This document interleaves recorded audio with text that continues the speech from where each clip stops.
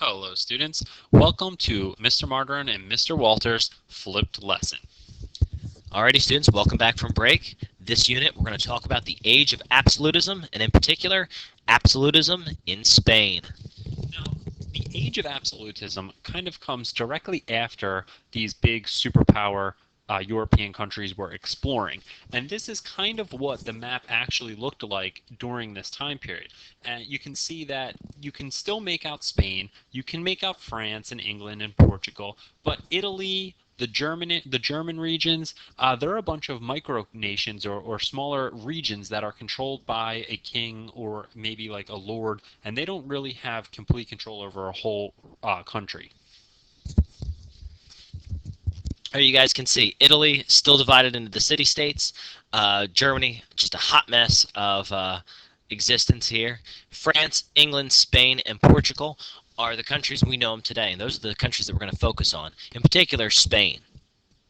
So this section in your textbook is called Extending Spanish Power, and Spain will have the very first absolute ruler, the very first ruler that answers to no one inside his country. So that means no Congress, no Parliament, no lords. He is everything. He is in charge. But how does Spain go from having lots of checks and balances to only having one king?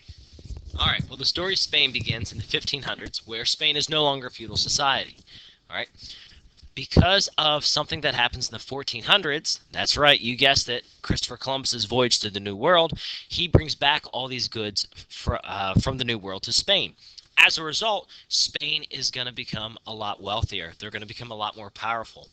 And the king and queen that we talked about was King Ferdinand and Queen Isabella. They funded Columbus's trip to the New World. So Spain, as a result, is going to take real ownership in this age of absolutism. So, a descendant of King Ferdinand and Queen Isabella is a man by the name of Philip II. Now, he was the son of Charles V, who is directly related to King Ferdinand and Queen Isabella, but that's not really what's important. What's important is what King Philip does. First, he extends the power of the office of kingship, and how he does this is this. He says, you know what? I am an absolute ruler. That means I have 100% authority. I don't have to ask anyone for permission to do anything. And he says, where does this right come from? He says, well, I was born with it. I was born king. God made me king, and so he thinks he has this divine right to be the ruler.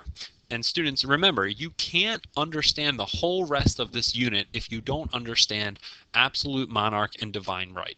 Absolute monarch means you answer to no one, you are solely in charge, and where he says he gets that power from is divine right. Great advice, Mr. Walter. All right, Philip does. He's got several accomplishments. Okay, number one, we said he makes himself absolute ruler of Spain. He controls all parts of government and dominates all parts of governments, and he believes in divine right. Additionally, as far as religion goes, Spain is a Catholic nation.